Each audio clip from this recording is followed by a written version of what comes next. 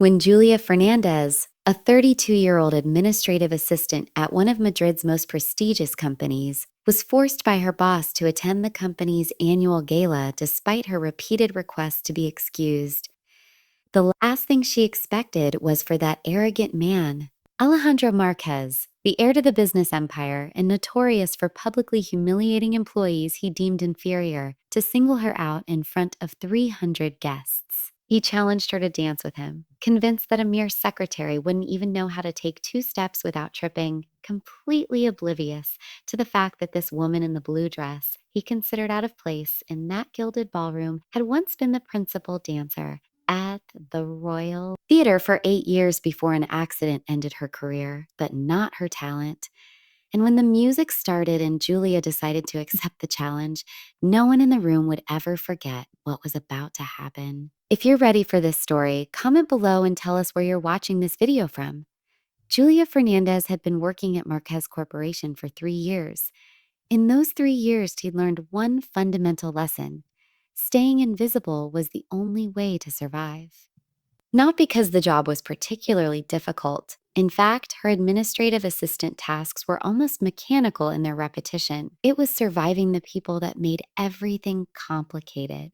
Her office was a cubicle on the 3rd floor, tucked away among shelves of files and printers that always seemed on the verge of breaking down. From that spot, she could see through the glass walls the private elevator that led straight to the penthouse, where Alejandro Marquez, CEO and son of the founder, ruled like a medieval monarch over his kingdom of paper and contracts. Alejandro Marquez was 38, with a fortune exceeding €1 billion and a reputation that preceded him like a dark shadow. He was handsome. No one could deny that. Tall, with ice blue eyes and a neatly trimmed beard framing aristocratic features. But that beauty was marred by an arrogance that oozed from every pore, a disdain for anyone who didn't belong to his gilded world that he didn't even bother to hide. Stories about his behavior circulated around the company like urban legends, except they were all true. There was the time he'd made an intern cry for mispronouncing a French client's name, or when he'd fired a mid-level executive in front of the entire board over a typo in a presentation. Or the company dinner where he'd loudly remarked that the secretaries on the 4th floor looked like they'd been pulled from a discount clothing catalog. Julia had witnessed many of these scenes, always from her safe position of invisibility. She didn't speak unless spoken to, didn't draw attention, didn't exist. It was her shield, her armor. And it had worked perfectly until that cursed Thursday in November, when a card with the gold-embossed presidential letterhead appeared on her desk. The annual Marquez Corporation Gala was the most important event of the year, a lavish evening where clients, partners, and Madrid's high society gathered in the ballroom of the Palace Hotel to celebrate the company's successes. Employees were invited, but attendance had always been voluntary. Until that year, the card was clear: all employees were required to attend. Direct order from the CEO, no exceptions. Julia spent 3 days searching for an escape. She invented family commitments, health issues, household emergencies, but every excuse was shot down by HR with the same response: direct order from the CEO, no exceptions. She didn't fully understand why the party terrified her so much. The gilded ballrooms, the crystal chandeliers, the orchestral music, the elegant gowns, it all pulled her back to a life she desperately tried to forget, to a version of herself that no longer existed. Julia edged closer, curious despite herself, and what she heard froze her blood. He was imitating an employee, her walk, her cheap dress, references to the 3rd floor. With horror, she realized he was mocking her. Her invisibility hadn't worked as well as she'd thought. He'd noticed her, watched her, and now he was using her as material for his show. The group laughed, those obligatory laughs people reserve for the powerful, even when nothing's funny. Alejandro described how she walked, how she hid in corners, how she'd probably never set foot in an elegant place in her life.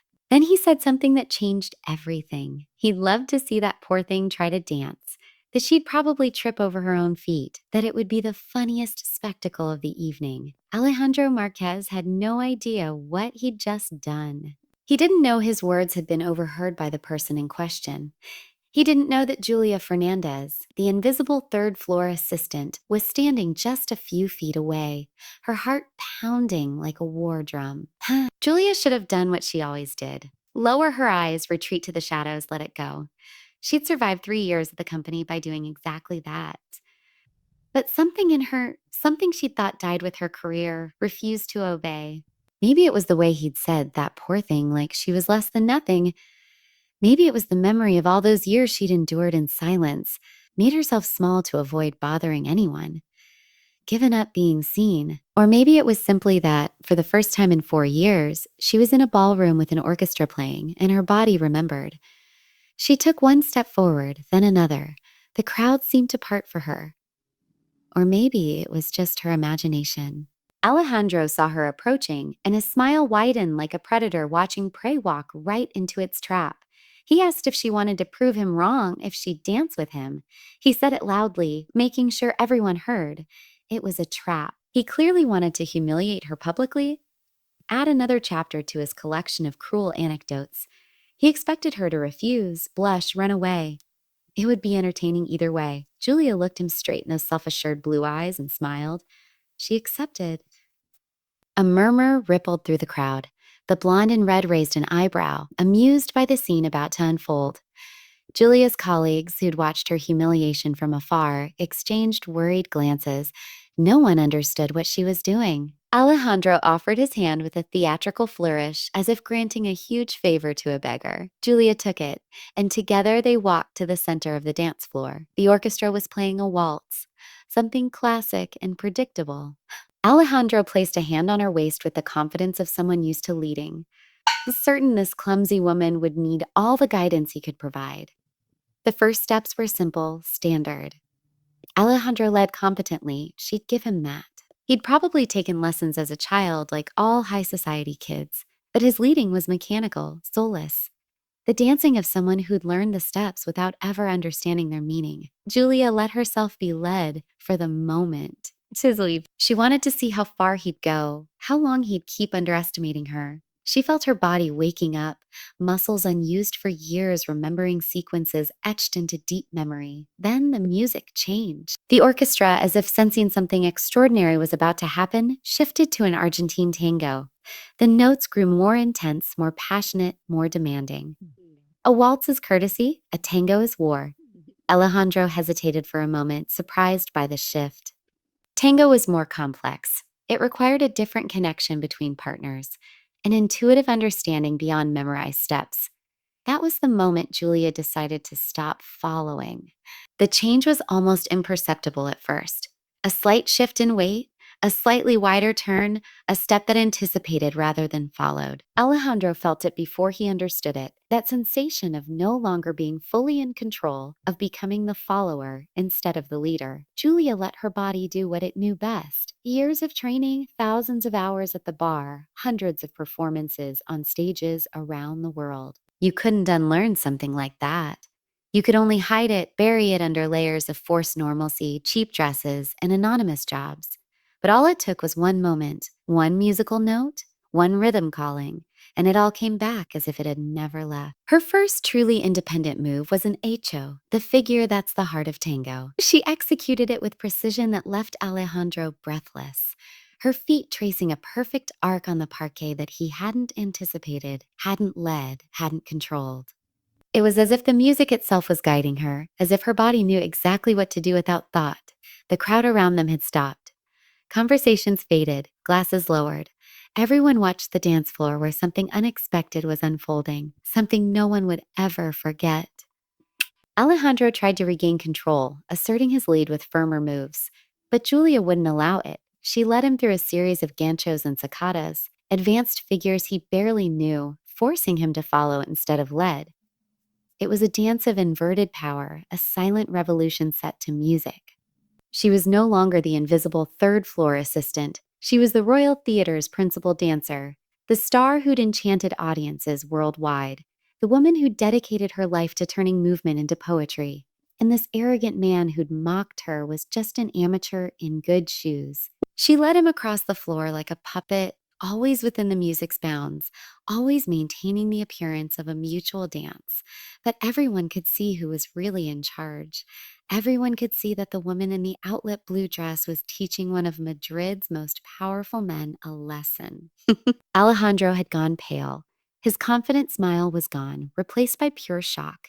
He didn't understand what was happening, how this insignificant secretary could move like a professional, how the situation had slipped so completely from his grasp. The climax was a sequence of turns Julia executed with Swiss watch precision, ending in a controlled dip that brought her inches from the floor, held only by Alejandro's hand, which, by pure instinct, caught her. It was a spectacular figure, something seen in professional competitions, not corporate galas. When the music ended, the silence was deafening.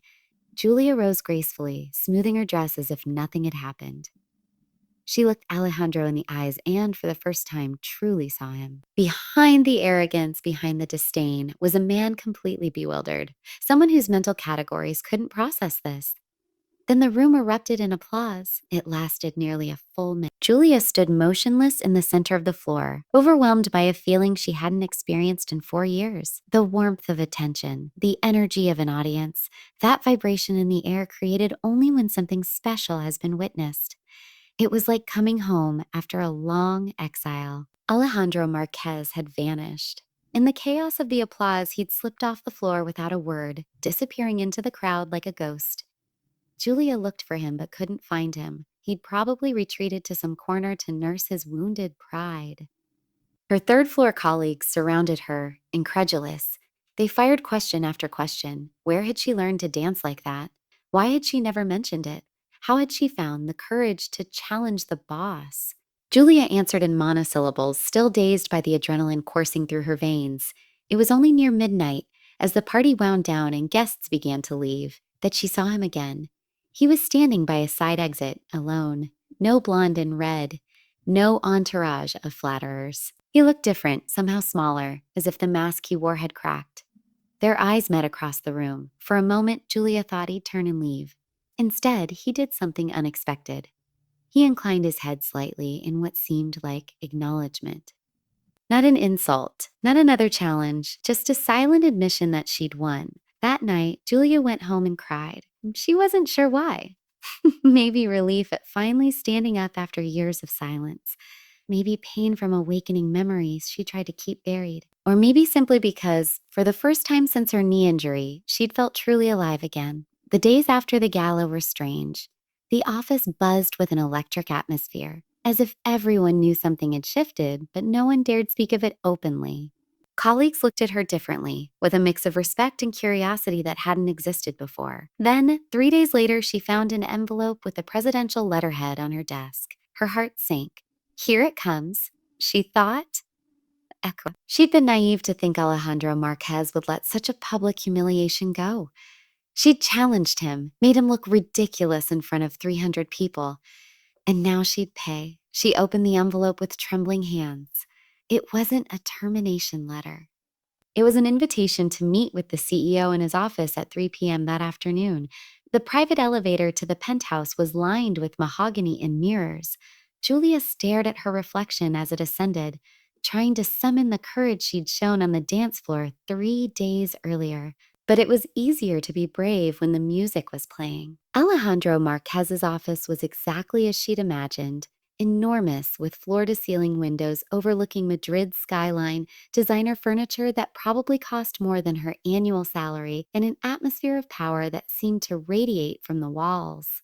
He was seated behind the desk but stood when she entered.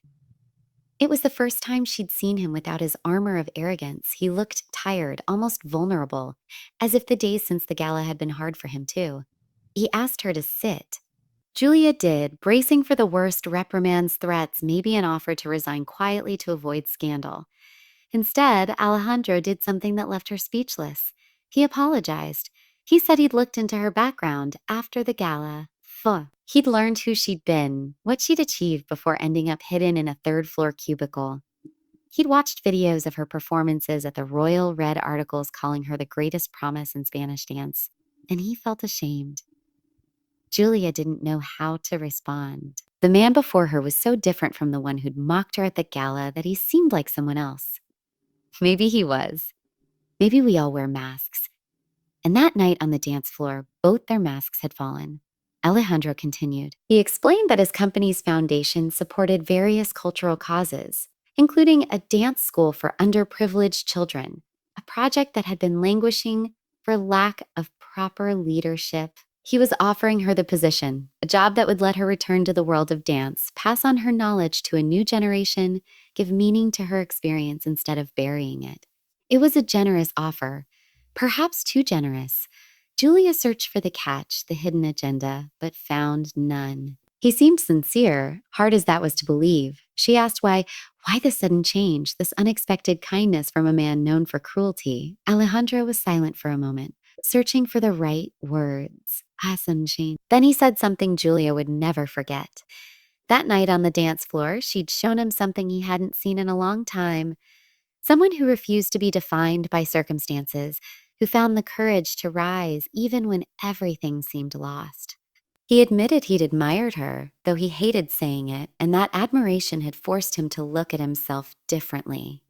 Julia accepted the offer, not for him, not for the foundation, but for herself, for the little girl who'd started dancing at 5, for the young woman who'd sacrificed everything for her art, for the woman who'd thought it was all over. Maybe it wasn't over.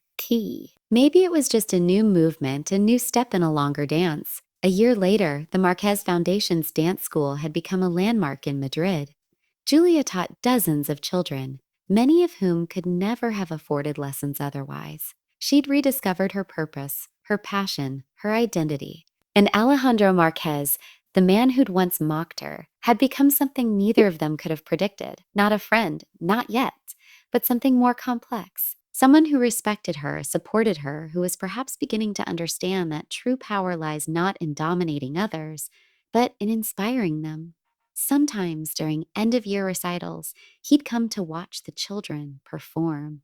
He'd sit in the back, trying to blend in, watching those little dancers take their first steps in a world he'd never truly understood. And every time the music started and the children began to dance, his eyes would find Julia, the woman in the blue dress who taught him that appearances deceive, that talent knows no social class, and that life's most important lessons often come when you least expect them. One night, after a particularly moving recital, he asked if she'd teach him to dance, not to impress anyone, not to prove anything, just to understand. Julia studied him for a long moment, searching those eyes for the trace of arrogance she'd learned to recognize. It wasn't there. Maybe he truly changed. Maybe we all can if someone shows us how. She told him classes started at 8 on Tuesdays and that he'd need comfortable shoes because she wouldn't go easy on his beginner feet. And when the music played again, this time they danced together, not as adversaries, not as enemies, but as two people who'd learned something from each other. Two people who discovered that the masks we wear can come off, that second chances exist for those brave enough to take them. The hardest dance of all. Allowing yourself to be transformed, admitting your mistakes, letting someone see who you really are beneath the surface. If this story has made you believe it's never too late to rediscover who you truly are, leave a like to show you've been here. And if you want to support storytellers who share tales that touch the heart, you can do so with a super thanks below. It means the world to us.